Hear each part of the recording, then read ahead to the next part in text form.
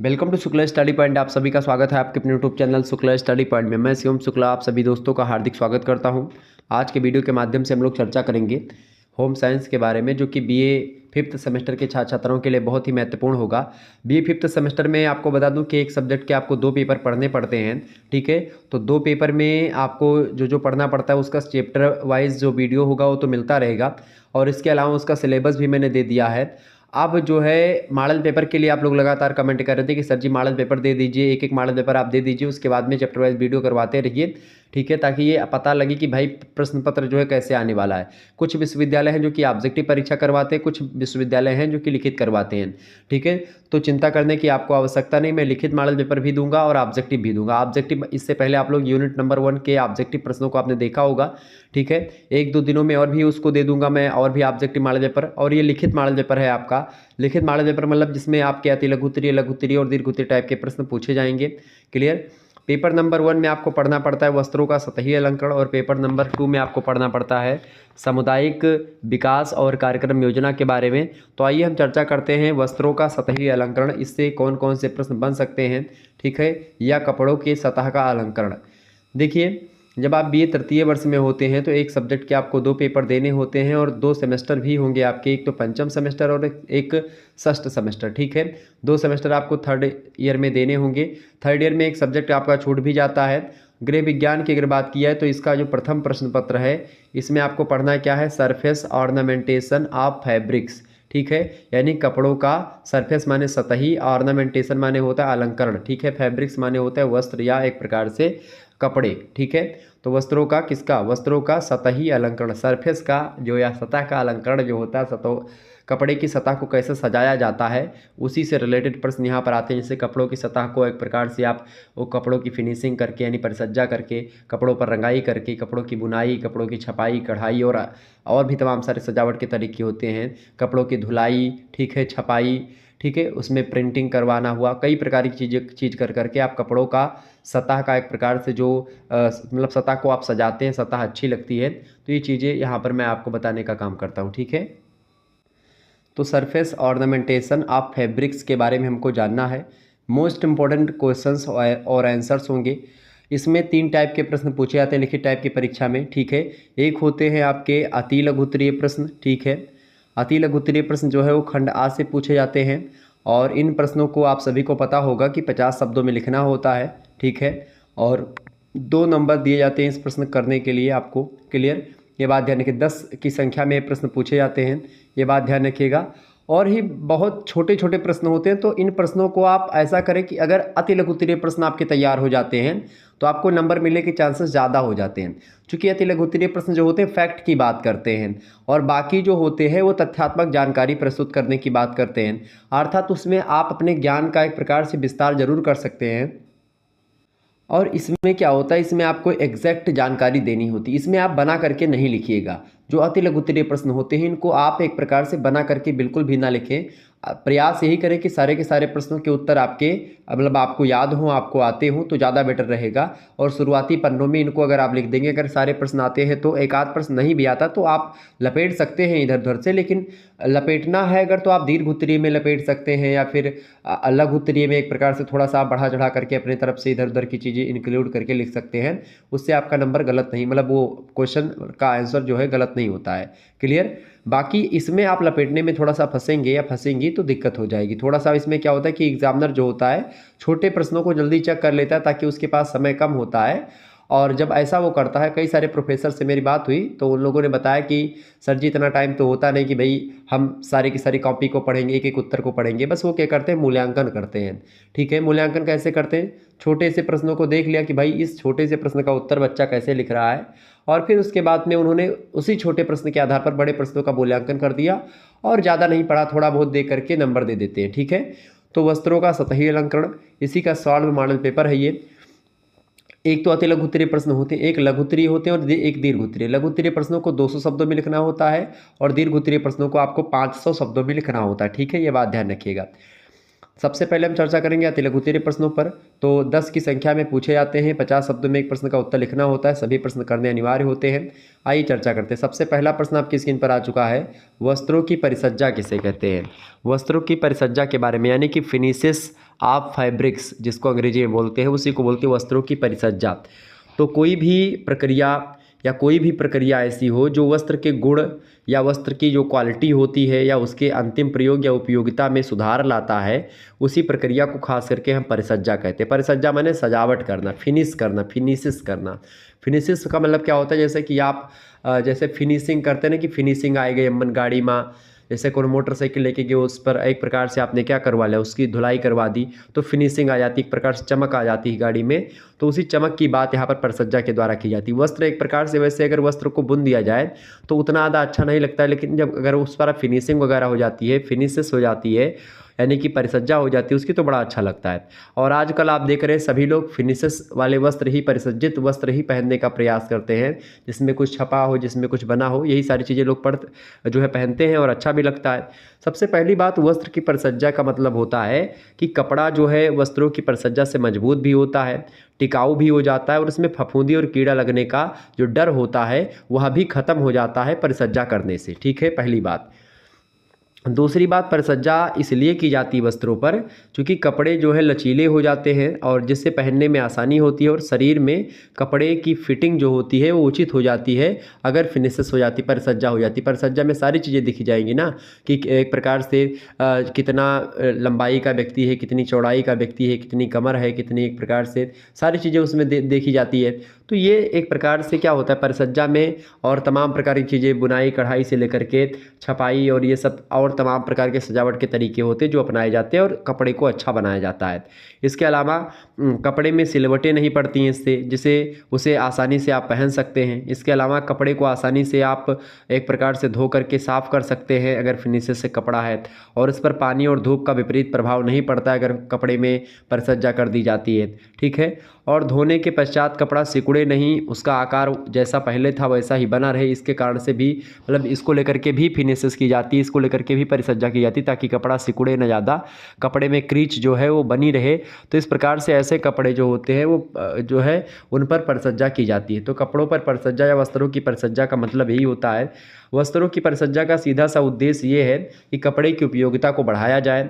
पहला उद्देश्य है कपड़ों की उपयोगिता को बढ़ाना, दूसरा उद्देश्य है अधिक टिकाऊ बनाना, तीसरा उद्देश्य है बाहरी रूप को आकर्षण करना, अच्छा दिखे कपड़ा, और चौथा इसका कारण है कपड़ों में विविधता लाना। विविधता माने तमाम प्रकार की, जैसे कि एक ही कपड़े को लगभग 12-15 तरीके से परिसज्जा करके अलग अलग बनाया जा सकता है, ताकि जो है बोरिंग ना हो एक ही कपड़ा पहनते वक्त या एक ही डिजाइन का कपड़ा पहनने में। ठीक है, तो इस प्रकार से परिसज्जा वैसे कई प्रकार की होती है। एक ब्रश व कटाई करते हैं, जैसे प्रारंभिक परिसज्जा में एक कलफ उतारते हैं, एक झुलसाना, एक शुद्धिकरण करना, एक विरंजन के द्वारा उसको साफ करना, और भी अस्थायी करण की परिसज्जाएँ होती है, सतही रूप बदलने की परिसज्जाएँ होती हैं, कलफ लगाना हुआ, वजन बढ़ाना, कुटाई करना, रोम उभारना, ठीक है, रोस उभारना, कैलेंडरिंग। ठीक है, तो ये सारी चीज़ें होती हैं जिसके बारे में आपसे ज़्यादा प्रश्न नहीं पूछेगा। तो जो मैं यहाँ पर प्रश्न रखा है उसके हिसाब से जो परिसज्जा होती है, परिसज्जा के बारे में हमने समझ लिया कि परिसज्जा होती क्या है मुख्य रूप से। ठीक है, परिसज्जा तो मैंने आपको बता दी क्या होती है। आगे देखिए, दूसरा प्रश्न आपकी स्क्रीन पर आ चुका है, फटाफट से देखेंगे। दूसरा प्रश्न है छपाई किसे कहते हैं। छपाई भी एक प्रकार से वस्त्रों को अच्छा दिखने के लिए ही की जाती है छपाई की अगर बात की जाए तो आप लिखेंगे कि कपड़ों की छपाई जो है एक ऐसी कला है या एक ऐसा आर्ट है जिसमें क्या होता है, एक डिजाइन के रूप में कपड़े की सतह पर रंग लगाया जाता है। किसी डिजाइन को एक प्रकार से ध्यान में रख करके कपड़ों को रंगना ही छपाई कहलाता है। इस कला का विकास आज के हजारों वर्ष पहले हो चुका था। आप देखिए, प्राचीन मिस्र में जो छपे वस्त्र हैं उनके जो अवशेष मिले हुए हैं जो लगभग 1600 ईसा पूर्व के हैं, और भारत में भी कपड़ों पर तमाम प्रकार के आकर्षक जो है नमूने छपे हुए मिले हैं, जिससे पता लगता है कि छपाई की जो कला है ये आज की नहीं है, आज के लगभग 1000-1500 साल पहले की है। 1600 ईसा पूर्व की बात है, तो कहीं ना कहीं पे हजारों वर्ष पहले की बात। 1600 ईसा पूर्व का मतलब हो गया, आज आप देख रहे हैं 2000 साल हो गया, लगभग 2023 साल, तो ये हो गया ईसा मसीह के जन्म के बाद का, और 16 साल और जोड़ दीजिए तो 2000 और 16 कितना होगा, लगभग 3600 वर्षों के पीछे आप जाएंगे। तब से वहाँ से लेकर के कुछ चीज़ें अभी भी मिल रही हैं जो जिन पर छपाई के कुछ अवशेष मिले हुए हैं। तो छपाई की कला बहुत प्राचीन है, छपाई की कला कोई आधुनिक कला नहीं है, लेकिन छपाई की प्राचीन कला जो है उसी से धीरे धीरे आगे बढ़ती है और आधुनिकता का उसमें समावेश होता रहता है। परिस्थिति और समय का जैसे जैसे परिवर्तन होता है उसी अकॉर्डिंग जो ये छपाई की कला होती है उसमें भी परिवर्तन आता रहता है। और आज छपाई के एक प्रकार से कई सारे नमूने हमारे समक्ष आते हैं। छपाई की कला जो है खास करके जावा द्वीप है जो इंडोनेशिया का, वहाँ पर सुमात्रा द्वीप है जो है, आप देखेंगे जावा और सुमात्रा जो इंडोनेशिया के जो दो द्वीप है वहाँ पर ज़्यादा छपाई होती है कपड़ों पर, ठीक है, और उसी के लिए जाने जाते हैं। और यूरोपीय देशों में भी एक प्रकार से छपाई वाले कपड़े बहुत ज़्यादा फेमस हैं, वहाँ पर भी लोग उसको पहनते हैं, ठीक है। तो ये होती है छपाई। छपाई कई प्रकार की होती है, एक होती है प्रत्यक्ष छपाई, एक होती है डिस्चार्ज छपाई, एक होती है अवरोध छपाई, एक होती है अप्रत्यक्ष छपाई। जो प्रत्यक्ष छपाई होती है ये भी कई प्रकार की होती है, कभी कभी ठप्पे लगा करके छपाई जाती है, कभी रोलर के द्वारा, कभी दो रुखी छपाई होती है, कभी फ्लाकिंग के द्वारा। इसके अलावा अवरोध छपाई जो होती है स्टेंसिल छपाई, स्क्रीन छपाई, फ्लैट, रोटरी, ये कई प्रकार के छपाई के तरीके होते हैं, ठीक है, ये बात ध्यान रखिएगा। प्रत्यक्ष छपाई जो होती है कपड़ों की सतह पर डिजाइन बनाने का यह सबसे प्रचलित तरीका है। प्रत्यक्ष छपाई का कपड़े की सतह पर रंग का पेस्ट लगा करके पसंदीदा डिजाइन जो है बना दिया जाता है, वो होता है प्रत्यक्ष छपाई। बात की जाए डिस्चार्ज छपाई की, तो डिस्चार्ज छपाई जो होती है एक ऐसी छपाई होती है जिसमें पहले कपड़े को पूरा रंग लिया जाता है एक कलर में, फिर उसके बाद में डिजाइन वाले डिजाइन वाला जो रोलर होता है उसी रोलर की सहायता से रंगे हुए कपड़े की सतह पर लघु कारक विरंजक लगा दिया जाता है। और यह विरंजक जो होता है रंगे हुए कपड़ों को उन हिस्सों से रंग काट देता है और जहां यह रोलर की सहायता से लगाया जाता है, मतलब कि मान लेते हैं एक कपड़ा पूरा जो है ये रंग दिया गया पहले एक कलर में, फिर रोलर जो होता है दूसरी कलर में होता है, रोलर पर डिजाइन बनी होती है और वो एक प्रकार से पूरे एक ही रंगे हुए कपड़े पर एक प्रकार से रोलर चला दिया जाता है और डिजाइन जो है जैसी भी डिजाइन उनमें रोलर में है वो डिजाइन यहाँ पर छप जाती है। तो ये होती है डिस्चार्ज छपाई। इसके बाद में एक होती है अवरोध छपाई। अवरोध छपाई की बात की जाए तो अवरोध छपाई जो होती है डिस्चार्ज छपाई के बिल्कुल अलग होती, बिल्कुल विपरीत होती। जिस प्रकार से डिस्चार्ज छपाई होती है उसमें कपड़े को पहले रंगा जाता है, लेकिन इसमें क्या होता है कपड़े पर सतही डिजाइन मतलब कि लगा करके सबसे पुराना कपड़े की जो सतही डिजाइन है उस पर लगाने का सबसे पुराना तरीका जो है अवरोध छपाई है। कपड़े पर जो है किसी भी तरीके से रंग का अवशोषण रोकना ही अवरोध छपाई की प्रमुख विशेषता होती है। इसे मोम के द्वारा, स्टेंसिल, स्क्रीन आदि रंग को कपड़े के संपर्क में आने से रोकने वाले पदार्थ हैं उनको लगा दिया जाता है, फिर उसके बाद में उसको रंगा जाता है। मान लेते हैं कुछ कि जहाँ पर आपको डिजाइन बनानी है पूरा, ये मान लेते हैं कपड़ा है और एक प्रकार से अवरोध छपाई का मतलब यहाँ पर जैसे यहाँ पर मोम लगा दिया हमने, पन्नी चढ़ा दिया इतने पर और पूरा मैंने डिजाइन यहाँ पर बना दी है, उसके अंदर फिर इसको रंग देंगे पूरा ऐसे ऐसे। तो जहाँ जहाँ पन्नी चपकी रहेगी उधर उधर नहीं रंग जाएगा, उधर उधर वैसे कपड़ा रहेगा पुराना वाला आपका, और जहाँ जहाँ पर एक प्रकार से खुला रहेगा उस पर रंग चढ़ जाएगा। तो ऑटोमेटिक एक डिजाइन कपड़ों पर बन जाएगी और कपड़ों पर छपाई हो जाएगी। इसको बोलते हैं अवरोध छपाई। अवरोध छपाई में स्टेंसिल छपाई एक होती है जो कि जापान में शुरू हुई थी, ठीक है। कागज और धातु या लकड़ी पर एक पतली चद्दर और पर काट करके डिजाइन बनाई जाती थी, उस पर फिर रंग भरते थे और बन जाती थी। स्क्रीन छपाई होती है। स्क्रीन छपाई स्टेंसिल छपाई से ही इसका जो है विस्तार हुआ है खास करके। तो इसके अलावा आप देखते हैं जो अप्रत्यक्ष छपाई है इस छपाई विधि में क्या होता है रंग को कपड़ों पर सीधे नहीं लगाया जाता है, ठीक है। तो वो होती है अप्रत्यक्ष छपाई। क्लियर। तो मतलब वो ऑटोमेटिक उसी में से जो है छपवा दी जाती है, तो उस पर अलग से रंग लगाने की ज़रूरत नहीं पड़ती। तो ये होती है छपाई के बारे में कुछ बातें। तो छपाई हालांकि बहुत सारी लंबी जो है छपाई एक चैप्टर ही है आप में, और मैंने इसको सरल भाषा में आपको बहुत ही एक प्रकार से कम समय में आपको कुछ बताने का प्रयास किया है, तो ध्यान रखेंगे इस बात को। अगला क्वेश्चन आप देखेंगे, तीसरा नंबर प्रश्न आपकी स्क्रीन पर आ चुका है। सेंफोराइजिंग। सेंफोराइजिंग क्या है भैया? सेंफोराइजिंग एक चिन्ह होता है। एक कैसा चिन्ह होता है भैया? एक प्रतीक चिन्ह होता है सेंफोराइजिंग। सेंफोराइजिंग एक ऐसा चिन्ह है जो एक प्रकार से प्रमाणित करता है। किसको प्रमाणित करता है भैया? एक प्रकार से कि वस्त्र जो है धुलाई के बाद सिकुड़ेगा नहीं, इस बात का मोहर लगाता है।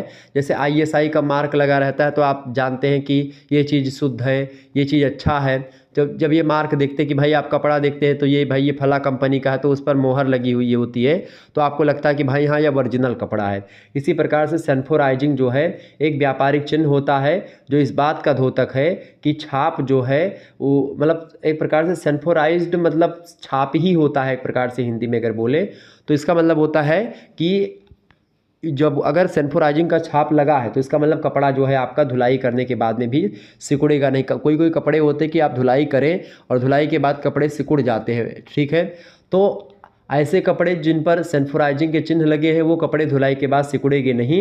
ये एक प्रकार से एक प्रमाणिक करता है सल्फोराइजिंग क्रिया, ठीक है। जब वस्त्र बनकर के तैयार होता है तो उसकी स्थिति आकर्षक नहीं होती है। जब परिष्कृत होती है तो वस्त्र कैलेंडरिंग आदि मशीनों के माध्यम से गुजरता है, जहां उसे और अधिक खींचा जाता है। कभी कभी परिष्कृत जो है वस्त्र का जितना भाग वास्तव में लंबा चौड़ा हो जाता है उससे भी अधिक खींच करके लंबा चौड़ा बना देते हैं, और इसके परिणाम स्वरूप क्या होता है कि जिस माप का वस्त्र आप बाजार में लाते हैं धुलने के बाद वह उस माप का नहीं रह जाता है। और इस क्षेत्र में यह प्रयत्न किया जाता है कि वस्त्र धुलने के उपरांत सिकुड़े नहीं। और चूँकि बहुत सारे समस्याएं आजकल की महिलाओं को यही आती हैं कि वस्त्र को एक बार वो धोती हैं फिर वो सिकुड़ जाते हैं, तो ऐसी स्थिति में फिर प्रेस करना पड़ता है, इस्त्री करनी पड़ती कपड़ों पर। लेकिन ऐसे वस्त्र जिन पर सल्फोराइजिंग का चिन्ह लगा होता है तो उससे फिर क्या होता है, वो एक प्रकार से सिकुड़ते नहीं हैं, क्योंकि उस वस्त्र को ऐसे बनाया जाता है कि वो सिकुड़े नहीं, ठीक है। उसमें कोई सिकुड़न की ज़रूरत ही नहीं पड़ती। आप देखते हैं बार बार आप धुलाई करेंगे तो भी नहीं सिकुड़ते हैं। रोलर से दबाव से वस्त्र इतना घना और चिकना और चमकदार और कोमल कर देते हैं कि ताकि जो है वो सिकुड़े ही ना कई बार धुलाई करने के बाद। तो सल्फोराइजिंग एक प्रक्रिया है, एक व्यापारिक चिन्ह है जो कि एक मोहर लगाता है कि भाई ये वस्त्र जो है सिकुड़ेगा नहीं, क्लियर, धुलाई के बाद भी। चौथा प्रश्न आप देखिएगा, चौथा प्रश्न आपकी स्क्रीन पर आ चुका है। बाटिक, बाटिक किसे कहते हैं भाई, बाटिक के बारे में बताएं। बाटिक जो होता है ये क्या है भाई, तो बाटिक जो है एक प्रिंटिंग का एक तरीका होता है बाटिक, ठीक है। बाटिक जो है क्या है, प्रिंटिंग का तरीका होता है बाटिक, ठीक है। अब बाटिक की अगर बात की है तो एक प्राचीन कला होती है बाटिक, जिसका प्रयोग क्या करते हैं, मिस्र और ईरान के जो कलाकार हुआ करते थे वो पहले बाटिक कला का प्रयोग करके प्रिंटिंग करते थे वस्त्र पर, ठीक है। और इन देशों के लोग बाटिक किए वस्त्रों को पहनना भी पसंद करते थे। जापान और मध्य एशिया और अफ्रीका और यूरोप के देशों में आप देखिएगा तो कुछ भाग जो है बाटिक की सभ्यता के केंद्र में हुआ करते थे पहले। चीन में भी यह कला 7वीं शताब्दी में जो है आई, 7वीं शताब्दी से आई है। और भारत में इससे भी पहले से बाटिक प्रिंटिंग की व्यवस्था या बाटिक प्रिंटिंग की प्रक्रिया चालू थी। बाटिक मूलतः जापानीज शब्द है, ये जापान का शब्द है बाटिक।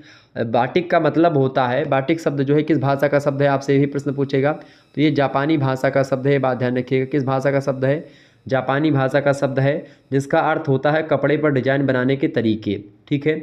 तो कपड़े पर डिजाइन बनाने का एक तरीका होता है बाटिक, और प्रिंटिंग के द्वारा एक प्रकार से कपड़ों पर डिजाइन बनाई जाती है। प्रारंभ में जो जापानीज़ जो धनवान महिलाएं हुआ करती थी, जिनके पास बहुत ज़्यादा पैसा हुआ करता था, वो महिलाएं जब एक प्रकार से छुट्टी का समय बीत जाता था तो व्यतीत करने के लिए क्या करती थी, बाटिक क्रिया करती, मतलब कि बाटिक किया करती थी। मतलब जब उनको छुट्टी मिलती थी काम वगैरह करने से या फिर वो खाली समय मिलता था तो वो लोग क्या करती थी, वो लोग बाटिक किया करती थी और आसपास की प्राकृतिक वस्तुओं को वस्त्र पर जो है चित्रित किया करती थी, उसी वस्त्र पर बना दिया करती थी। धीरे धीरे बाटिक का व्यापार बढ़ता गया और यूरोप को निर्यात किया जाने लगा। यूरोप से एक प्रकार से इस कपड़े, बाटिक वाली जो कपड़े होते थे उनको बेचा जाने लगा, और फिर आगे चल कर के इसी कार्य को स्त्री और पुरुषों दोनों में बांट दिया गया। और पुरुष जो है वो रेशम वाले जो सूत होते हैं उनसे बने जो कपड़े होते थे उनको तैयार किया करते थे, और स्त्रियां इस पर नमूना बनाने वाले मोम लगाने का काम किया करती थीं और उस पर एक प्रकार से डिजाइन बनाती थीं। आजकल बाटिक कला जो है उसका विकास खास करके व्यापारिक विकास के तौर पर हो गया है, और बाटिक वस्त्रों में भारत में ही नहीं बल्कि यूरोप और अमेरिका के बाज़ारों में अधिक लोकप्रियता प्राप्त कर ली है। तो बाटिक एक प्रकार से एक प्रिंटिंग का तरीका होता है, उस पर छापने का तरीका होता है। मतलब एक वस्त्र बनाए जाते थे, वस्त्रों पर एक प्रकार से चित्रकारी करना, तो एक प्रकार से वो बाटिक होती है, क्लियर, ये बात ध्यान रखिएगा। ये शुरुआत से जापान से सबसे पहले, उसके पहले मिस्र और ईरान में फैला था, फिर मध्य एशिया और अफ्रीका के देशों में, और उसके बाद में यूरोप के देशों में फैला, और भारत में भी, चाइना में भी, हर जगह आप देखिएगा बाटिक के द्वारा वस्त्र पर डिजाइन की जाती है।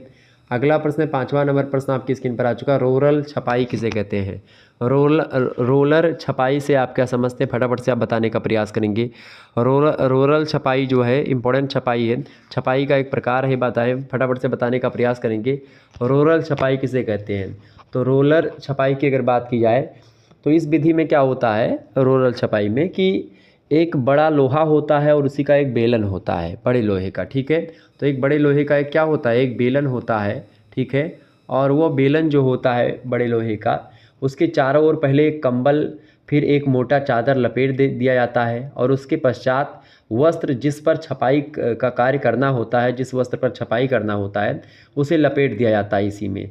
दूसरा बेलन एक होता है वो तांबे का बना हुआ होता है और उस बेलनों की संख्या रंगों की संख्या पर निर्भर करती है। जैसे बहुरंगी नमूने बनाने के लिए मशीन में एक साथ लगभग 16 रोलर लगाए जाते हैं अगर कई सारे रंग आपको बनाने हैं। और तांबे वाले बेलन पर नमूने अंकित रहते हैं। नमूना मतलब होता है कि इस पर जो है चित्र बने रहते हैं और जब उस पर कपड़े, एक लोहा होता है उस पर कपड़े, कंबल और एक वो चादर लपेट दी जाती है, फिर उसके बाद में वो कपड़ा लपेटा जाता है जिस पर चित्रकारी करनी होती है। और ये रोलर जो होता है इस पर डिजाइन बने होते हैं अलग अलग कलर के। वो डिजाइन जो होते हैं जब इसी पर चलते हैं, इसे घूमते हैं इस पर, तो एक प्रकार से इस पर छपते चले जाते हैं और वस्तुओं पर ऐसे छपते चले जाते हैं तो एक प्रकार से वो बनते रहते हैं। तो ये होता है एक प्रकार से रोलर। तांबे पर बेलन पर, तांबे का जो बेलन होता है उस पर नमूने बने रहते हैं। 3 नंबर वाले रोलर जो होते हैं जो उस पर रंग में डूबे रहते हैं और 3 के रोलर के घूमने से रंग क्या होता है, नंबर के जो 2 नंबर का जो रोलर होता है उसके नमूने में चला जाता है। मतलब एक रोलर का जो इसमें छपा होता है उसका दूसरे में छप जाता है, फिर एक प्रकार से जो तीसरा वाला होता है वो उस पर छप जाता है। तो इस प्रकार से ऐसे ऐसे घूमता रहता है और उस पर छपते चले थे डिजाइन। तो ये होता है, इस प्रकार वस्त्र पर छपाई हो जाती है। और छपाई के पश्चात क्या होता है, वस्त्र को भाप विधि के द्वारा सुखाया जाता है, भाप के द्वारा इसको सुखा दिया जाता है और पक्का और चमकदार वस्त्र फिर तैयार हो जाता है। तो ये होता है रोलर छपाई। ठीक है, अगला प्रश्न है आपका 6ठा नंबर प्रश्न है, बहुत ही इंपॉर्टेंट प्रश्न है। उत्तर प्रदेश की चिकन करी। उत्तर प्रदेश का एक प्रकार से अगर बताएं तो चिकन करी बड़ी फेमस है उत्तर प्रदेश की। लखनऊ में खास करके चिकन करी, कढ़ाई है चिकन करी, एक कढ़ाई के लिए उत्तर प्रदेश का जो लखनऊ है वहाँ पर चिकन करी कढ़ाई होती है और बड़ी फेमस कढ़ाई है। ठीक है, और विश्व में प्रसिद्ध रहा यहाँ का चिकन करी वस्त्र। ठीक है, आपको बता दूँ चिकन करी कढ़ाई में सोडो काम किया जाता है और ख़ास करके मतलब सैडो काम जो होता है वो किया जाता है। और चिकन करी कढ़ाई जो है बहुत ही सूक्ष्म और बारीक और कोमल होती है। पहले या केवल सफ़ेद मलमल के वस्त्र पर श्वेत रेशमी धागों से बनाई जाती थी, परंतु आजकल यह कढ़ाई जो है अन्य वस्त्रों पर भी विभिन्न प्रकार के रंगों के सूती और रेशमी धागों का इस्तेमाल करके बनाई जाती है।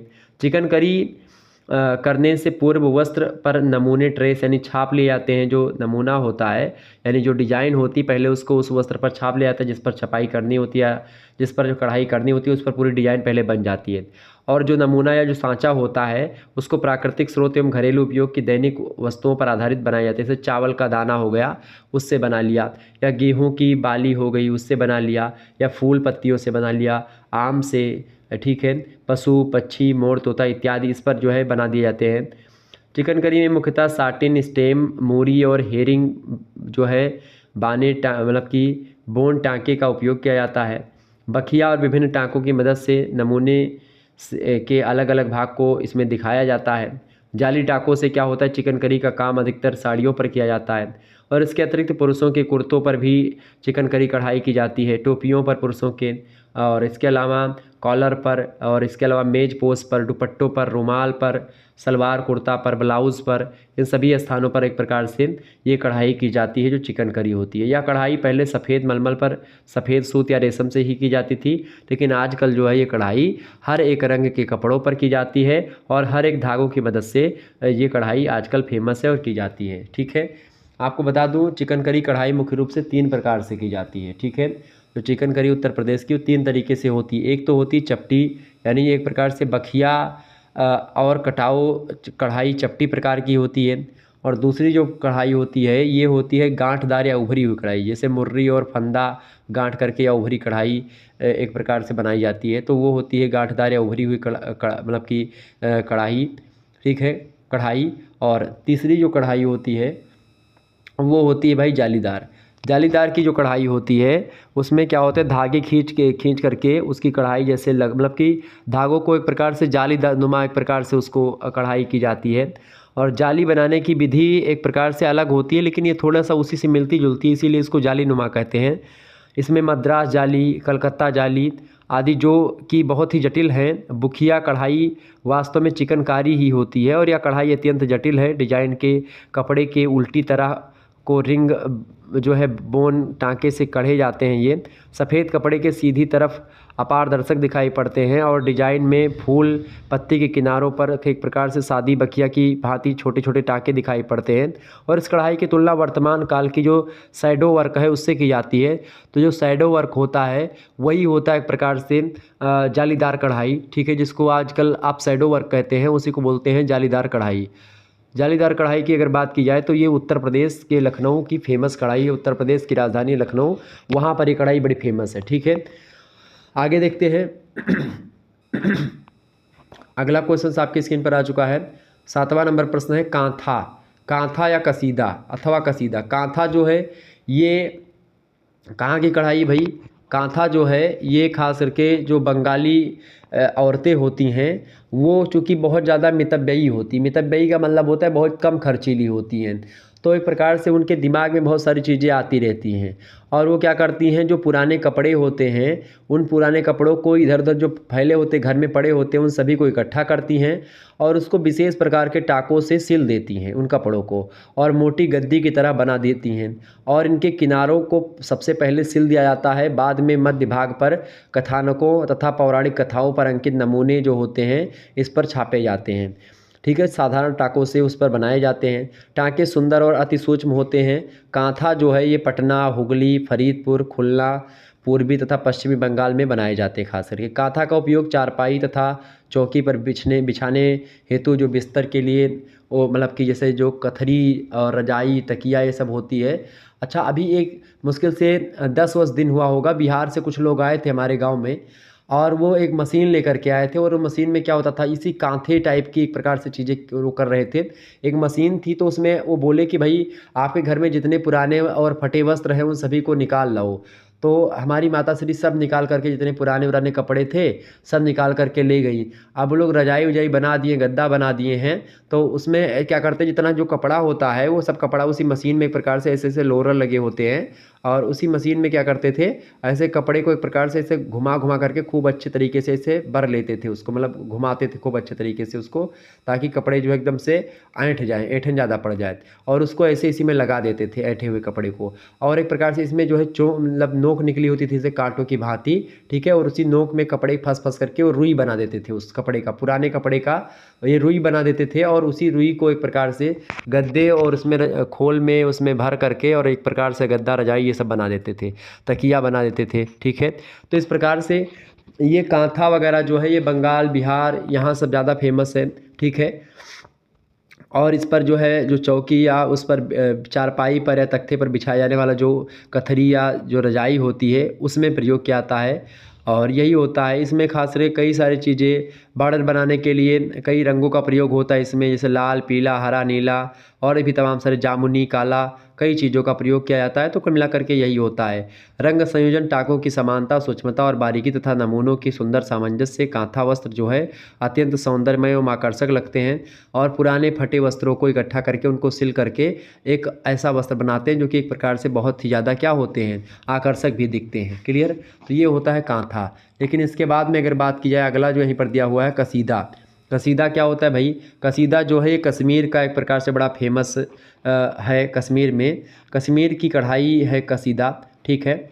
और कश्मीर की कढ़ाई का काम निर्यात मतलब कि निर्यात के कारण बहुत विकसित हुआ, चूँकि यहाँ से बहुत बेची जाती थी ये कढ़ाई जो है मतलब कर के वस्त्रों पर। कश्मीर की कढ़ी हुई ऊनी व पश्मीने की जो शाल है बड़ी फेमस है, साड़ी बड़ी फेमस है। नमदा भी आज देश विदेश में बहुत ही लोकप्रिय है कश्मीर का, ठीक है।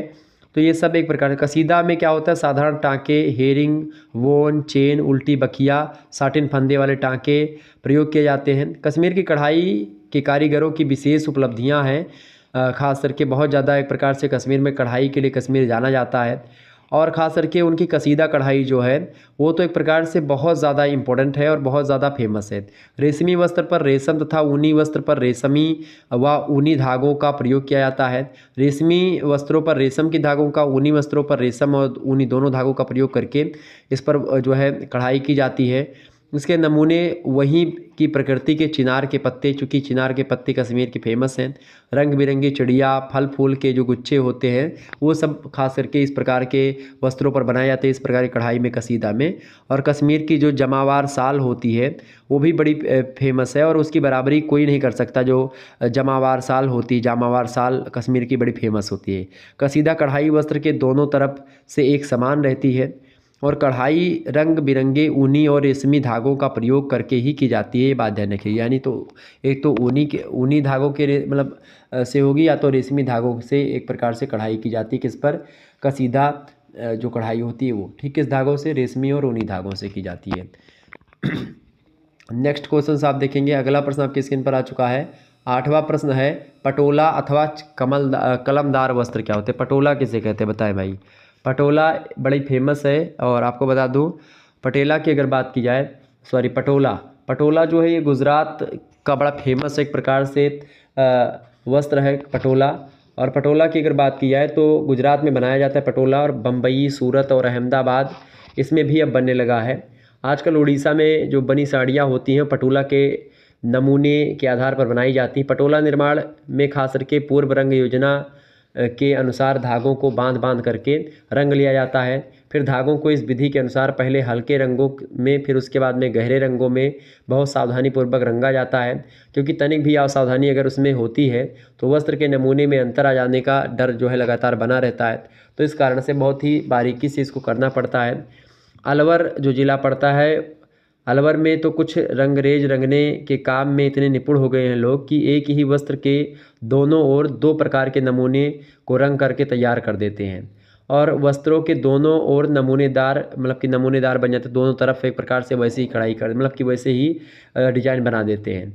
तो इस प्रकार से क्या होता है, पटोला जो है परंपरागत नमूने इस पर बनाए जाते हैं, जैसे कि नर्तकी बना दिया गया, कोई जो है नृत्य करती हुई महिला बना दी गई वस्त्रों पर, हाथी बना दी गई, फूल बना दिया गया, फिर टोकरी बना दी गई, डायमंड कुछ बना दिया गया चमकदार। तो इस प्रकार से कई सारी चीज़ें इस पर बनाई जाती है। पटोला वस्त्र जो है उसमें मुख्य रूप से परंपरागत नमूने जो होते हैं, पारंपरिक नमूने वही बनाए जाते हैं, ठीक है। अपने तरफ से ज़्यादा चीज़ें नहीं उसमें बनाई जाती हैं, जैसे नृत्य करती हुई स्त्रियाँ, फूल पत्तियाँ, टोकरी, हाथी, घोड़ा, डायमंड, इसके अलावा पक्षी, ये सब बना दिए जाते हैं। नमूने के आधार पर पटोला को हम कई नामों से जानते हैं, चूँकि एक तो फुलवारी, फूलों की गुच्छे वाले नमूनों को फुलवारी कहा जाता है। बाघ, कुंजर, हाथी और चीता जब जिस वस्त्रों पर बनता है उसको बाघ कुंजर नमूना कहा जाता है। नारी कुंजर हाथी अगर बना होता है एवं नृत्य करती स्त्रियाँ बनी होती हैं तो उसको नारी कुंजर कहा जाता है, नारी कुंज एक प्रकार से पटोला कहा जाता है। तो पटोला वस्त्र जो है अपनी कलाकृति और अनूठे कौशल के लिए बहुत ही उपयोगी हैं और जाने जाते हैं, विश्व में प्रसिद्ध हैं। और इसे बुन करके अत्यंत कठिन मेहनत और एक प्रकार से बहुत समय भी लगता है इसको बुनने में, ये सब आप लिख देंगे हो जाएगा। पटोला एक प्रकार से साड़ियाँ बड़ी फेमस है, खास करके पटोला गुजरात में साड़ियों पर, पटोला जो साड़ियाँ होती गुजरात की, उन साड़ियों पर पटोला डिजाइन जो होती है वो बनाई जाती है। क्लियर, ये बात ध्यान रखिएगा।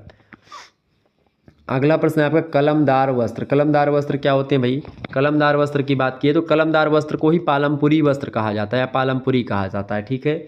कलमदार बोलो या पालमपुरी बोलो, इस पर क्या होता है, हिंदू धर्म और मुसलमान धर्म यानी इस्लाम धर्म दोनों से रिलेटेड जो पौराणिक कथाएं हैं उन्हीं की चित्रात्मक शैली एक प्रकार से इस पर प्रदर्शित की जाती है इन प्रकार के वस्त्रों पर। मतलब जैसे जो हिंदू धर्म में और मुसलमान धर्म के जो पौराणिक जो ग्रंथ हैं उनमें जो कथाएं प्रचलित हैं उन्हीं कथाओं से रिलेटेड जो चित्र होते हैं इस पर छापे जाते हैं। और ख़ास करके हिंदू धर्म और इस्लाम धर्म दोनों के धर्म के लोग इसको एक प्रकार से अपने अपने धार्मिक कार्य में प्रयोग भी करते हैं। जो कलमदार वस्त्र होते हैं इनमें तरह तरह के रंग बिरंगे फल और पत्ते बने होते हैं, अत्यंत ही सुंदर दिखते हैं ये वस्त्र। और वस्त्र एक वाटिका के समान प्रतीत होने लगता है, क्योंकि कलमदार वस्त्रों पर रंगाई का काम कलम या ब्रश की सहायता से पेंट करके किया जाता है। पिछले मोम को कलम या ब्रश की सहायता से मतलब पहले क्या किया जाता है, पहले क्या करते हैं, पहले हम जो है कलमदार वस्त्रों में क्या करते हैं भाई, पहले हम लोग क्या करते हैं, पहले जो है इसको मोम को कलम या ब्रश की सहायता से उन स्थानों पर लगा देते हैं जो एक प्रकार जिन्हें रंग से बांधना होता है। और इस तरह से यह विधि जो है आधुनिक युग से बाटिक से मिलती जुलती है, जैसे बाटिक कढ़ाई होती है या बाटिक की जाती है वैसे। कलमदार वस्त्रों की पृष्ठभूमि हल्की गुलाबी होती है जिस पर लाल रंग से नमूने बनाए जाते हैं और नमूने में फूल पत्तियां बना दी जाती हैं। पशु पक्षी के चित्र बना दिए जाते हैं, मानव की आकृतियाँ बना दी जाती हैं, ये सब बनाए जाते हैं। और कुछ वस्त्रों पर पौराणिक गाथाओं के आधार पर नमूने भी बनाए जाते हैं। तो इस प्रकार से ये होते कलमदार वस्त्र, जिसके बारे में मैंने आपको बताया। अगला जो प्रश्न है आपका 9वां नंबर प्रश्न है ड्राई क्लीनिंग। ड्राई क्लीनिंग क्या होती भाई? ड्राई क्लीनिंग जिसको आप कहते हैं, बड़ा इंपॉर्टेंट प्रश्न है ड्राई क्लीनिंग। ड्राई क्लीनिंग की अगर बात की जाए तो ये परीक्षा की दृष्टि से आपके फेमस प्रश्न है, इंपॉर्टेंट प्रश्न है, जो कि आपको समझना पड़ेगा। ड्राई क्लीनिंग की बात की जाए तो ये एक प्रकार से ये सूखी सफाई होती है एक प्रकार से। इसमें बिना जल के एक प्रकार से पानी को बिना पानी के कपड़ों को सफाया जाता है इसमें, इसी को ड्राई क्लीनिंग बोलते हैं। बिना पानी उपयोग में लाए कपड़ों की धुलाई या सफाई करना जो होता है उसी को ड्राई क्लीनिंग कहा जाता है। ड्राई क्लीन में कपड़ों को साफ़ करने के लिए पानी और साबुन या डिटर्जेंट के बजाय रासायनिक सॉल्वेंट का प्रयोग करके उसको सफाया जाता है। और इस तरीके से सामान्य तौर पर नाजुक कपड़ों की सफाई या धुलाई की जाती है जो घरेलू तरीके से धोने से प्रयुक्त साबुन, डिटर्जेंट या घिसाई से ख़राब हो जाते हैं। ऐसे वस्त्रों को प्रायः हम लोग जो है वो ड्राई क्लीनिंग करवाते हैं। उसका रासायनिक सोलवेंट महंगा होता है, लेकिन यह कपड़ों को ख़राब होने से बचाता है, कपड़े ख़राब नहीं होते इससे। और ड्राई क्लीनिंग जो होते हैं उससे नाजुक कपड़े ख़राब नहीं होते हैं, और इसीलिए नाजुक कपड़े जो होते हैं वो डिटर्जेंट पाउडर और एक प्रकार से यानी निरमा और साबुन से नहीं धुले जाते हैं। ड्राई क्लीनिंग जो होता है सबसे पहले शुष्क धुलाई मशीनों में संपन्न होती है, और एक पात्र में वस्त्रों को रख करके उस पर विलायक डाल करके ऊंचे दाब वाली भाप से पहले उसको गर्म किया जाता है।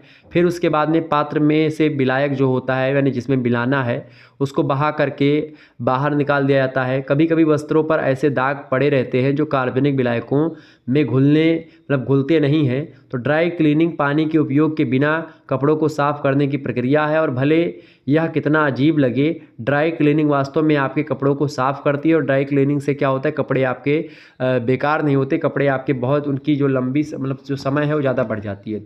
ड्राई क्लीनिंग जो है शुरुआत में 1820 ईस्वी की बात है। न्यूयॉर्क में एक दर्जी था थॉमस जेनिंग्स। तो थॉमस जेनिंग्स जो था वो चूँकि नाजुक कपड़ों को नुकसान पहुंचाए बिना अपने ग्राहक के कपड़ों को साफ़ करने की विधि खोजने पर काम कर रहा था। तो हुआ क्या कि 1 साल के बाद उन्होंने यूएस पेटेंट कार्यालय के साथ एक प्रक्रिया के लिए एक पेटेंट दायर किया, और जिसे उन्होंने ड्राई स्कोरिंग कहा। किसने? थॉमस जेनिंग्स ने उसको ड्राई स्टॉर्निंग कहा, ड्राई स्कोरिंग कहा। और IPOEF के अनुसार अगर बोले तो इस पेटेंट ने जेनिंग्स को संयुक्त राज्य अमेरिका में पेटेंट कहने वाला या पहला अफ्रीकी अमेरिका बना दिया गया। खास करके आप देखिएगा कि जो ड्राई क्लीनिंग है उसका जो जन्मदाता है वो थॉमस जेनिंग्स ही है। और दुर्भाग्य से यह 1836 ईस्वी में आग में एक प्रकार से नपट हो गया था। लेकिन आधुनिक दिन के ड्राई क्लीनर्स में उपयोग की जाने वाली विधि जो है आज भी है। और ड्राई क्लीनिंग जो है एक प्रकार से उस समय थोड़ा सा 1820 में जब थॉमस जेनिंग्स जो है वो शोध करता है, कि इस पर रिसर्च करता है, उसके बाद में थोड़ा सा बीच में मध्यम पड़ता है ड्राई क्लीनिंग के तरीके, लेकिन फिर उसके बाद में बहुत अच्छे तरीके से ड्राई क्लीनिंग जो होती है वो आगे बढ़ती है। और आज लगातार आप देख रहे हैं बहुत सारे लोग ड्राई क्लीनिंग करवाते हैं।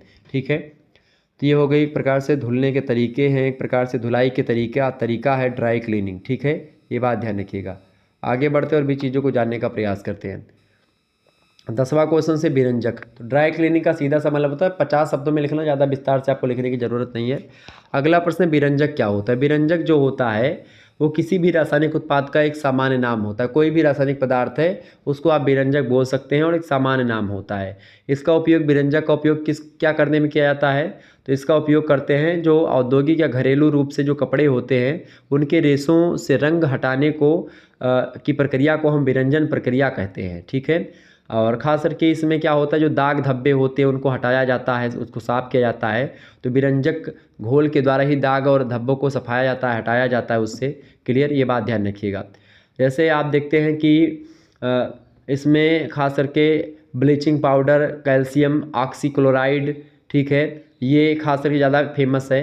जो क्लोरीन की एक मजबूत गंध के साथ एक पीले श्वेत रंग का पाउडर होता है। अपने सफ़ेद कपड़ों को भिगोने से पहले आप एक बाल्टी में डिटर्जेंट के साथ लगभग 1/2 कप ब्लीचिंग पाउडर डाल करके उसमें मिला लें और फिर इसमें क्या करें, कपड़े डाल करके 20-30 मिनट के लिए भिगो रख करके उसमें रखते हैं। और उसके बाद में अगर आप मशीन में कपड़े धो रहे हैं तो डिटर्जेंट डालने के बाद पानी में लगभग 1/2 कप ब्लीच डालें, ठीक है। मतलब 1/2 का मतलब होता है आधा कप, ठीक है।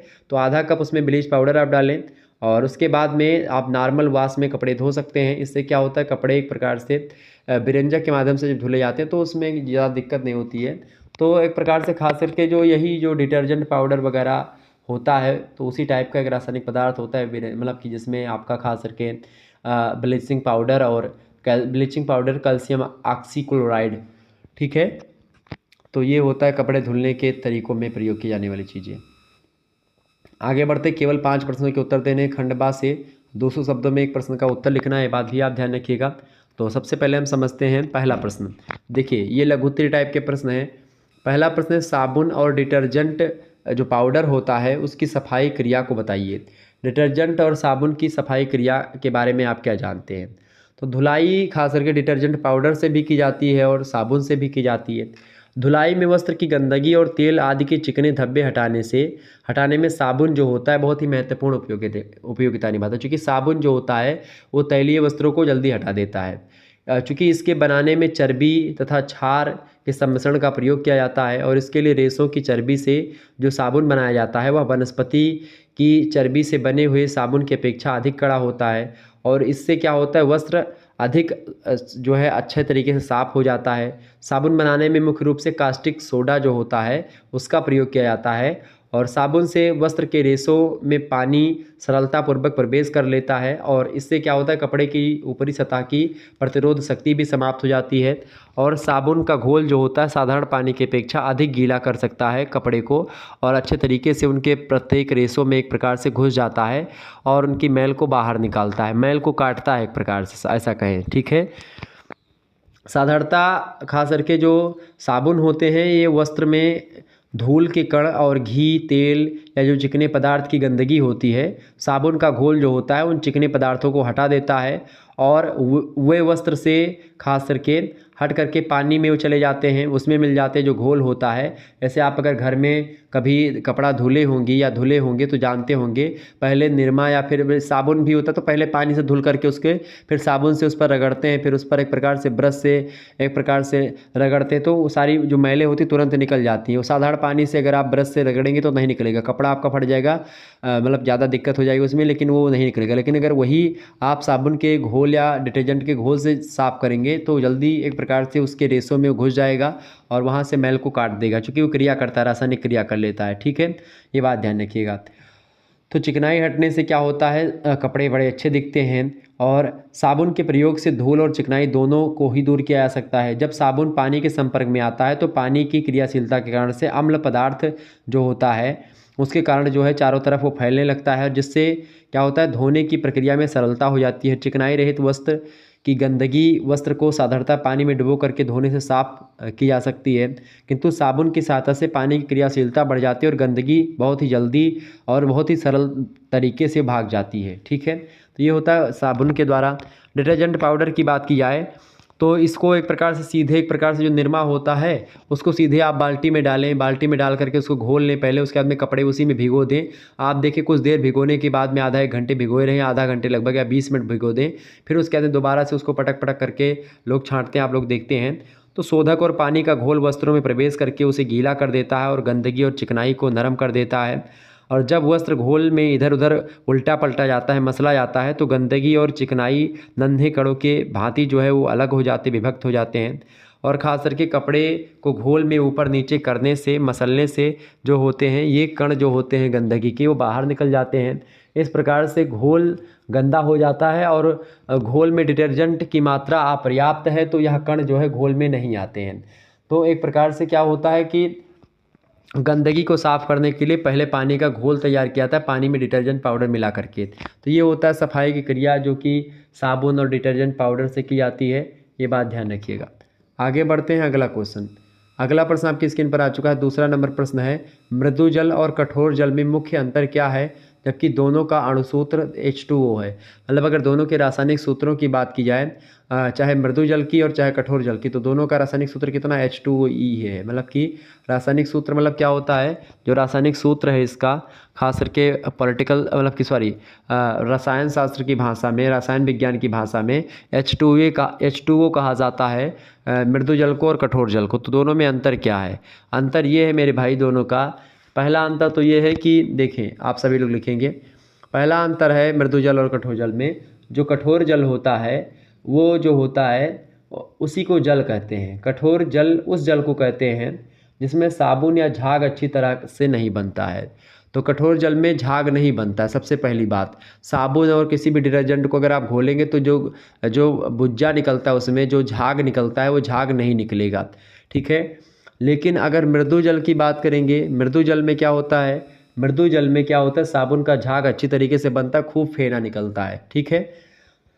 दूसरा अंतर ये होता है मेरे भाई कि जो कठोर जल होता है उसका स्वाद जो होता है लवण युक्त होता है। मतलब उसमें थोड़ा सा अम्ल होता है उसमें, ठीक है, लवण युक्त होता है और इसे आप पी नहीं सकते हैं। तो कठोर जल आप नहीं पीते हैं।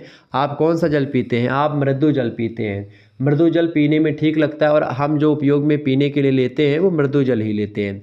तीसरा अंतर ये होता है कठोर जल और मृदु जल में कि जो कठोर जल होता है, कठोर जल में साबुन भी व्यर्थ में खर्च हो जाते हैं। मतलब कठोर जल से अगर आप सोचें कि साबुन उसमें घोलेंगे, निरमा घोलेंगे तो उसका कोई प्रभाव नहीं पड़ेगा। लेकिन अगर आप बात करेंगे मृदु जल की, तो मृदु जल पीने में एक प्रकार से और जल्द झाग बनाने में एक प्रकार से भी उपयोगी होते हैं। तो झाग बनाने के लिए और पीने में भी दोनों में उपयोग होते हैं मृदु जल का, ठीक है।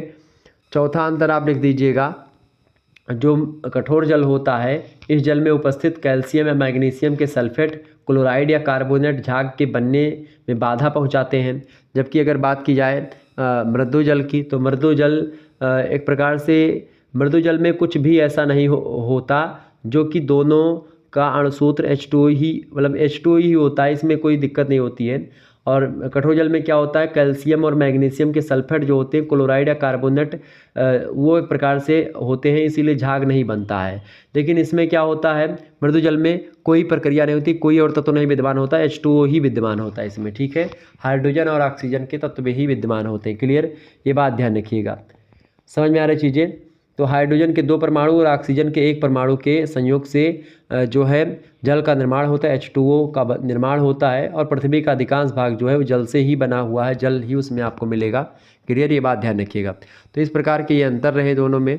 आगे देखते हैं अगला प्रश्न।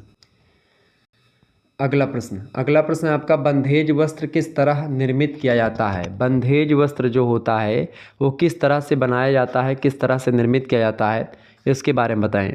तो बंधेज वस्त्र की अगर बात की जाए तो बंधेज वस्त्र जो होता है खास करके गुजरात और काठियावाड़ का जो इलाका है, खास करके राजस्थान और जो सिंध का इलाका है, वहाँ पर बांध करके रंगी जाने वाले जो है विधि का, यानी टाई एंड डाई, ये द्वारा चुनरी, मतलब टाई और डाई विधि के द्वारा चुनरी बनाई जाती है, ओढ़नी बनाई जाती है और साड़ी भी बनाई जाती है। तो ये टाई और डाई विधि होती है जो गुजरात, काठियावाड़, राजस्थान और सिंध में बनाई जाती है, ठीक है। और ख़ास करके इसको जो विवाहिता स्त्रियां होती हैं उनके लिए मंगलमय सुहाग के रूप में काम आती है, शुभ वस्त्र माना जाता है। इसे बंधनी और पटोला दोनों बांधों, मतलब कि दोनों एक प्रकार से ये टाई और डाई की विधि के द्वारा ही बनाए जाते हैं, चाहे पटोला और बंधनी, ओढ़नी, ठीक है, ये सब जो बनते हैं, साड़ी गुजरात और काठियावाड़ की स्त्रियाँ उसको एक प्रकार से रखती हैं, वो सब एक प्रकार से यही होते हैं, वो बंधेज वस्त्र बोलते हैं उनको। पटोला में वस्त्र बनाने के धागों को पहले ही रंग लिया जाता है और बंधनी वस्त्र बना लेने के बाद जो है रंगे जाते थे। बंधनी में रंगने की क्रिया प्रारंभ पटोला के समान ही बंधनी में भी किया जाता था, लेकिन बाद में क्या हुआ कि गाढ़ा रंग प्रयोग किया जाता था और वस्त्र को हर नए रंग में रंगने के पहले नमूने के अनुसार बांधने की क्रिया फिर से की जाती थी। तो बांधने का काम धागों से किया जाता था। बंधनी साड़ियों पर परंपरागत नमूने जैसे कि नर्तकी, पशु पक्षी, फूल, ये सब बना देते थे।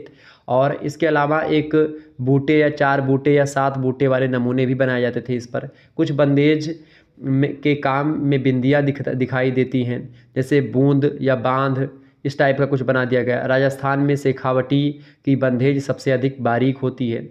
इसके अलावा गढ़चोला की बंधनी में सुनहरे धागे से चौकोर नमूने बनाए जाते हैं। फिर इन चौकोर नमूनों को बांधनी के नमूनों से एक प्रकार सजाया जाता है।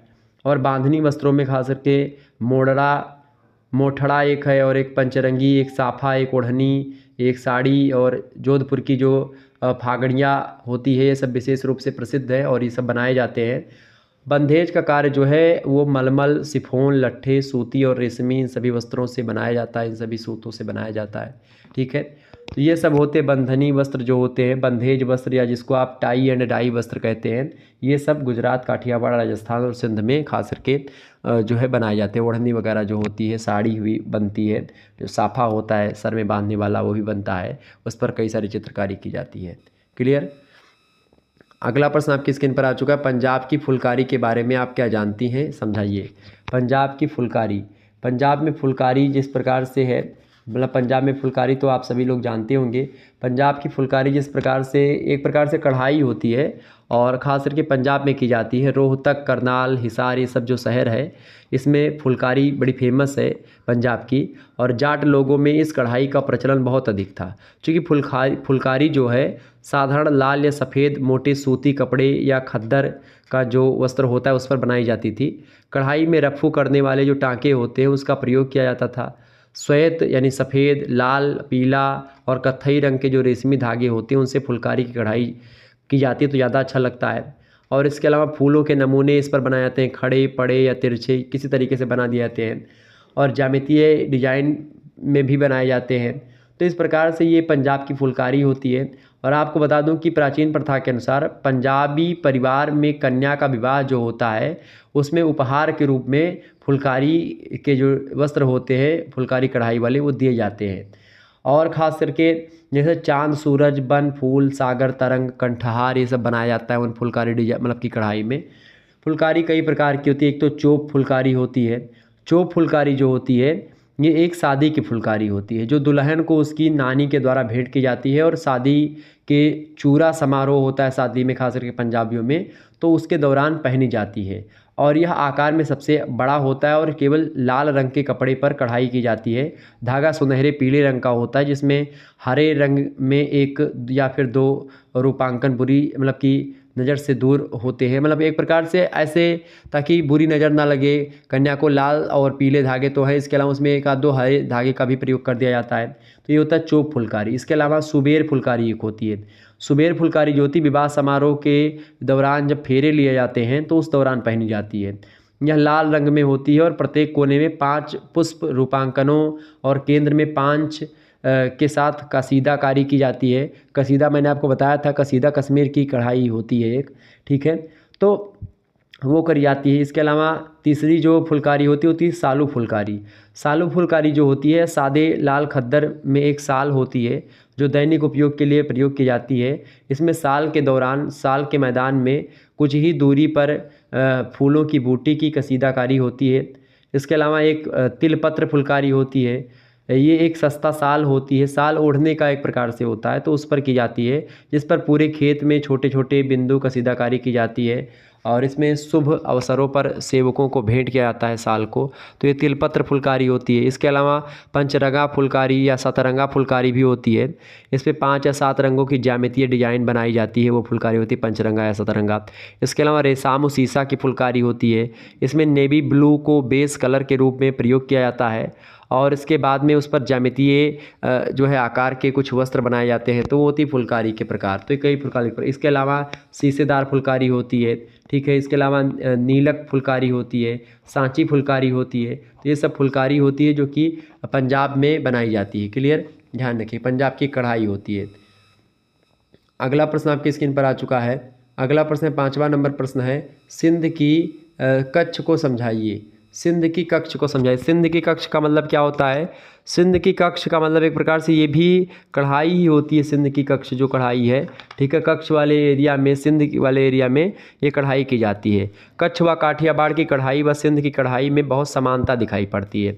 और सिंध की कढ़ाई पर पंजाब का जो बलूचिस्तान है पंजाब का, उसकी कढ़ाई का बहुत प्रभाव पड़ता है। पंजाब की फुलकारी के टांकों, खास करके व सिंध की फुलकारी के चेन टांकों के मिश्रण से तैयार होती है कढ़ाई, और एक अच्छी तरीके से सौंदर्य की दृष्टि से अगर देखें तो बहुत ही इंपॉर्टेंट होती है सिंध की कच्छ कढ़ाई जो होती है। सिंध की कच्छ कढ़ाई में कई कढ़ाइयों का मिश्रण ज़रूर होता है और इसमें टाँके तो सादे होते हैं, परंतु शीशे के नन्हे टुकड़े का प्रयोग करके, मतलब प्रयोग इसमें बहुत अधिक मात्रा में किया जाता है। शीशे के छोटे छोटे टुकड़े होते हैं। सिंध में शीशों के टुकड़ों को बटन होल टाँके से लगाया जाता है, लेकिन कच्छ और काठियावाड़ में चेन के टाँकों जो होते हैं, चेन के टाँके से लगाया जाता है। इनमें हाथियों, छतरियों, मोरों और तोतों के मोटिफ कढ़े जाते हैं। हाथ से बुने कत्थई रंग के कपड़े पर नारंगी, काले और बैंगनी रंग के धागों से कढ़ाई करी जाती है और इस कढ़ाई को कानबी कढ़ाई भी कहा जाता है। सिंध की कच्छ कढ़ाई को कानबी कढ़ाई भी कहा जाता है और इस कढ़ाई में लहंगे और चोली ये सब वस्त्र जो है बनाए जाते हैं। कढ़ाई कच्चे सिल्क धागों तथा सूती धागों से बनाई जाती है, ये बात भी ध्यान रखेंगे। तो ये होती है सिंध की कच्छ कढ़ाई। ठीक है, आगे बढ़ते हैं। छठा नंबर क्वेश्चन आपकी स्क्रीन पर आ चुका है, फटाफट से आप लोग देखने का प्रयास करेंगे। एक बार सभी लोग वीडियो को लाइक और शेयर कर दीजिएगा ताकि इसी प्रकार से और भी वीडियोज़ आपको मिलती रहें। अगला प्रश्न है, कसीदा कढ़ाई एवं कसूती कढ़ाई के बारे में आप क्या जानती हैं? कसीदा या कसूती कढ़ाई। कसीदा या कसूती कढ़ाई की अगर बात की जाए तो कसीदा कढ़ाई जो होती है इसके बारे में तो मैंने आपको बता चुका हूँ। कसीदा जो है वो कश्मीर की कढ़ाई के लिए प्रसिद्ध है। ठीक है, कसीदा कढ़ाई किसके लिए प्रसिद्ध है? कश्मीर की कढ़ाई के लिए प्रसिद्ध है। कश्मीर की कढ़ाई का काम जो है एक प्रकार से आजकल कसीदा कढ़ाई को लेकर के बढ़ गया है, क्योंकि कश्मीर की कढ़ी हुई और ऊनी व पश्मीने की साल, साड़ी, नमदा जो है वो आज देश विदेश में बहुत ज़्यादा बिक रहे हैं। और तो ये होती है कश्मीर की कढ़ाई, यानी कसीदा जो है वो कश्मीर की कढ़ाई है। कश्मीर की कढ़ाई के कारीगरों की विशेष उपलब्धियों हैं ये, खास करके कसीदा की कढ़ाई। और उनकी कसीदा कढ़ाई जो है वो दोनों ओर से एक प्रतीत होती है, मतलब दोनों तरफ से होती है। रेशमी वस्त्र पर रेशम और ऊनी वस्त्र पर रेशमी व ऊनी धागों का प्रयोग किया जाता है इसमें। और इसमें एक प्रकार से जो है चित्र बनाए जाते हैं वो प्रकृति के, जैसे प्रकृति में चिनार के पत्ते उसका तस्वीर बना दिया गया, रंग बिरंगी चिड़ियों को बना दिया गया, फल फूल के चित्र बना दिए गए, गुच्छे जो होते हैं फलों के उसको बना दिए गए। कश्मीर की जो है जामावार साल है वो भी एक प्रकार से इसकी बराबरी नहीं कर सकती है कसीदा कढ़ाई की। तो कसीदा कढ़ाई जो होती है बड़ी फेमस कढ़ाई है और कढ़ाई रंग बिरंगी ऊनी और रेशमी धागों का प्रयोग करके की जाती है। ठीक है, तो ये होती कसीदा कढ़ाई। बात की जाए अगर कसूती कढ़ाई की, तो कसूती कढ़ाई जो होती है ये क्या होती भाई? तो मतलब कि अगर इसमें मेरे मुझसे जो भाई निकल रहा है इसके लिए मैं माफ़ी चाहूँगा, क्योंकि आप सभी लोग जो है अधिकतर बहनें ही होती हैं जो पढ़ती हैं इस चीज़ को, मतलब होम साइंस को। तो कसूती कढ़ाई की अगर बात की जाए तो कसूती कढ़ाई जो है वो दक्षिण भारत के कर्नाटक क्षेत्र जो पड़ता है, कर्नाटक का इलाका या धारवाड़ इलाका, बीजापुर का इलाका, तो खास करके वहाँ पर आपको कसूती कढ़ाई मिलती है। कसूती कढ़ाई के लिए खास करके कर्नाटक, धारवाड़, बीजापुर ये सब फेमस हैं। और कमल, रथ, हाथी और पालकी, मयूर, बैल, तोता, तुलसी का पेड़, नदी, इन सभी का चित्र जो होता है वो कसूती कढ़ाई में छापा जाता है, बनाया जाता है। कसूती कढ़ाई जो है इस पर लोकप्रिय नमूने भी बनाए जाते हैं, जैसे चटक लाल रंग की कढ़ाई हो जाती है, बैंगनी, हरा, नारंगी रंग के धागे का प्रयोग करके इस पर कढ़ाई की जाती है। इसके अलावा सीधा क्रॉस टाँका भी लगाया जाता है। जिगजैग तथा गांवती टाँके का प्रयोग भी इसमें किया जाता है कसूती कढ़ाई में। कसूती कढ़ाई के नमूने धार्मिक प्रसंगों और स्थानीय वास्तुशिल्प से प्रभावित हैं और बहुत ही इम्पोर्टेंट है ये कढ़ाई। और ख़ास करके इस कढ़ाई से बने वस्त्र जो होते हैं बहुत ही आकर्षक और सुंदर भी दिखते हैं। क्लियर, ये बात ध्यान रखिएगा। नेक्स्ट क्वेश्चन आप देखेंगे तो ये होगा कसीदा कढ़ाई और कसूती कढ़ाई। कसीदा कढ़ाई जो है कश्मीर की है, यानी उत्तर भारत में सबसे ऊपरी भाग की, और कसूती कढ़ाई दक्षिणी भाग की है। ठीक है, सातवां क्वेश्चन आप देखेंगे, ट्रांसफ़र प्रिंटिंग और डिस्चार्ज प्रिंटिंग क्या होती है? ट्रांसफ़र प्रिंटिंग और डिस्चार्ज प्रिंटिंग के बारे में आप बताएं। ये प्रिंटिंग के तरीके हैं। ट्रांसफ़र प्रिंटिंग की बात की जाए और डिस्चार्ज प्रिंटिंग की तो क्या होते हैं भाई? ट्रांसफ़र प्रिंटिंग जो होती है ये छपाई हुई होती है, प्रिंटिंग माने छपाई होता है। ठीक है, तो ट्रांसफ़र छपाई जो होती है ये किसी डिजाइन को एक सतह से दूसरी सतह पर छापी जाती है, स्थानांतरित करी जाती है। इस विधि का आरंभ 1960 ईस्वी में किया गया था। किस विधि का? ट्रांसफ़र प्रिंटिंग का जो एक प्रकार से उपयोग किया गया था ये 1960 ईस्वी में इसका विकास हुआ था। और इस विधि में डिजाइन को वाष्पीकरण के द्वारा कागज़ से कपड़े पर उतारा जाता है और इस छपाई में डिस्चार्ज रंगों का प्रयोग किया जाता है। और यह तेज गति वाली, सस्ती और वातावरण को प्रदूषित ना करने वाली विधि होती है ट्रांसफ़र प्रिंटिंग। ठीक है, ये बात है। इसमें दो चरण होते हैं। पहली बात तो इसमें कपड़े को एक विशेष मशीन में रखा जाता है, पहली काम। फिर उसके बाद में कपड़े की सतह के ऊपर डिजाइन वाला कागज़ रखा जाता है। फिर उसके बाद में एक प्रेस करने वाली मशीन से कागज़ को गर्मी दी जाती है और गर्मी के कारण से रंग वाष्पीकृत हो जाता है और कपड़ा जो है उसको अवशोषित कर लेता है। तथा ठंडा होने पर रंग जो होता है वाष्प से ठोस अवस्था में परिवर्तित हो जाता है। तो इस प्रकार से एक कागज़ जो होता है उस पर पहले कढ़ाई की मतलब कि छपाई हो जाती है और उस कागज़ को वस्त्रों पर चिपका दिया जाता है। फिर उस पर एक प्रकार से गर्म वाली जो प्रेस की मशीन होती है उसको रख दिया जाता है। तो जब एक प्रकार से वो कागज़ और वस्त्र गर्म हो जाता है तो ऐसी स्थिति में जो कागज़ पर कढ़ाई मतलब कागज़ पर जो आपने छापा है वो चीज़ें वस्त्र पर एक प्रकार से चली जाती हैं, वस्त्र पर छप गई। फिर उसके बाद में जब वो सूख जाता है तो एक प्रकार से उसको उठा ले आता है, फिर वहाँ पर वो ठोस अवस्था में बनी रहती है। ठीक है। दूसरी बात यह है किसी भी डिजाइन को विशेष किस्म की स्याही या रंग से कागज़ पर बना लिया जाता है पहले, और उसके बाद में रंग का चुनाव उसकी उदासीकरण प्रक्रिया और रेशों के प्रति उसके आकर्षक के कारण किया जाता है कि भाई कौन सा रंग किस पर जचेगा। इस तरीके से वो डिज़ाइन पहले से तैयार की जाती है। तो ये होती है ट्रांसफ़र प्रिंटिंग की कागज़ पर बना करके और उस पर ट्रांसफ़र कर दी गई है, वस्त्रों पर डायरेक्ट जा करके छाप दी गई है। ये होती ट्रांसफ़र प्रिंटिंग या ट्रांसफ़र छपाई। लेकिन जो डिस्चार्ज छपाई होती है, अगर इसकी बात की जाए तो डिस्चार्ज छपाई में क्या होता है, इसमें क्या होता है पहले कपड़े को पूरा रंग लिया जाता है, कपड़े को पूरा का पूरा पहले रंग लेते हैं, फिर उसके बाद डिजाइन बनाने वाले जो रोलर होते हैं उनकी सहायता से रंगे हुए कपड़ों की सतह पर लघु कारक विरंजक लगा दिया जाता है। मतलब इस पर एक प्रकार से जो रंगा हुआ कपड़ा है इस पर रोलर चलाया जाता है। अब जब इस पर रोलर चलेगा तो रोलर जो होता है वो विशेष रंगों को एक प्रकार से हटा देता है जो रंग पहले से रंगे हुए हैं, और जो रोलर पर रंग छपे होते हैं वो और डिजाइन छपी होती है वो बनाती हुई चली जाती है। यह विरंजक रंगे हुए कपड़ों के उन हिस्सों से रंग को काट देता है जहां यह रोलर की सहायता से लगाया गया था। अतिरिक्त रोलरों की सहायता से एक से अधिक रंगों का प्रयोग करके डिजाइन बनाई जाती है और छपाई अच्छे तरीके से करी जाती है। तो ये होती है आपकी कौन सी छपाई भैया, ये होती है आपकी डिस्चार्ज छपाई। इसके अलावा और भी छपाई के तरीके से डिजिटल प्रिंटिंग एक होती है। डिजिटल प्रिंटिंग एक डिवाइस के माध्यम से एक दस्तावेज को एक प्रिंटिंग या सबस्ट्रेट में स्थानांतरित करने की प्रक्रिया का वर्णन करता है जो व्यक्तिगत कंप्यूटर या अन्य डिजिटल स्टोरेज डिवाइस पर टेक्स्ट और ग्राफिक्स आउटपुट स्वीकार करता है। जैसे कि कंप्यूटर पर बैठ करके एक प्रकार से और उसमें डिजाइन या कोई चीज़ जो लिखा हुआ आज वस्त्रों पर आता छपाई होती है कि भाई लिखा हुआ है, कोई भी कंपनी का नाम लिखा हुआ है या कुछ भी लिखा हुआ है। आप देखते टी शर्ट वगैरह पर लिखी होती ना, शर्ट पर या शर्ट पर कम लेकिन टी शर्टों पर आप देखते हैं बहुत ज़्यादा चीज़ें लिखी होती हैं। ठीक है। तो जो लिखा चीज़ होता है वो एक प्रकार से किसके द्वारा होता है, क्या वो प्रिंटिंग के द्वारा नहीं, वो कंप्यूटर के माध्यम से डिजिटल प्रिंटिंग के माध्यम से होता है। आजकल डिजिटल प्रिंटिंग ही ज़्यादा फेमस है। ठीक है, ये बात ध्यान रखिएगा। तो ये होगा ट्रांसफर प्रिंटिंग और डिस्चार्ज प्रिंटिंग के बारे में बातें। अगला प्रश्न है 8वां नंबर प्रश्न, प्राकृतिक रंग से आप क्या समझते हैं, फटाफट से आप बताने का प्रयास करेंगे। प्राकृतिक रंग से आप क्या समझते हैं, तो प्राकृतिक रंग क्या होता है भाई, फटाफट से आप बताने का प्रयास करेंगे। प्राकृतिक रंग की बात की जाए तो प्रकृति में जो उपलब्ध साधन होते हैं उनसे जो हमको रंग प्राप्त होते हैं उन रंगों को हम प्राकृतिक रंग कहते हैं। जैसे कि पेड़ पौधों की जो पत्तियां हैं वो हरी रंग की है तो वो एक प्रकार से प्राकृतिक रंग है। फूल फल जो हमको मिलते हैं, कलियां, जीव जंतु, चींटियां, खनिज लवण, इन सभी के जो तत्व मिलते हैं सब प्राकृतिक तत्व हैं या प्राकृतिक रंग हैं। प्राकृतिक रंग की प्राप्ति जो होती है वो एक प्रकार से मुख्य रूप से 3 प्रकारों से होती है। एक तो वनस्पतियों से होती है, चूँकि वनस्पतियों में जैसे पेड़ पौधों की छाल, तने, टहनियाँ, पत्तियाँ, फूल, पौधे, फल, कलियाँ, इन सभी से जो रंग प्राप्त होते हैं ये सब एक प्रकार से वानस्पतिक रंग होते हैं। दूसरे रंग होते हैं खास करके प्राणी या जीव संबंधी रंग, यानी जैसे मान लेते हैं कि हजारों वर्ष पहले ही इनकी खोज हो चुकी थी। जैसे भूमध्य सागर में मिलने वाली एक विशेष प्रकार की मछली होती है वो गहरी बैंगनी रंग की होती है, किंतु यह रंग बहुत ही महंगा होता है और 1 ग्राम रंग के लिए हजारों मछलियों को मारना पड़ता है। तो ये एक प्रकार से कुछ प्राणी होते हैं उनके कलर ही विशेष प्रकार के होते हैं। तो एक तो वो एक प्रकार से प्राकृतिक रंग है। तीसरे रंग होते हैं खनिज संबंधी रंग, जैसे खनिज पदार्थों के द्वारा उत्पादित रंग, जैसे खनिज रंग जो होते हैं मिनरल्स डाई जिसको आप बोलते हैं।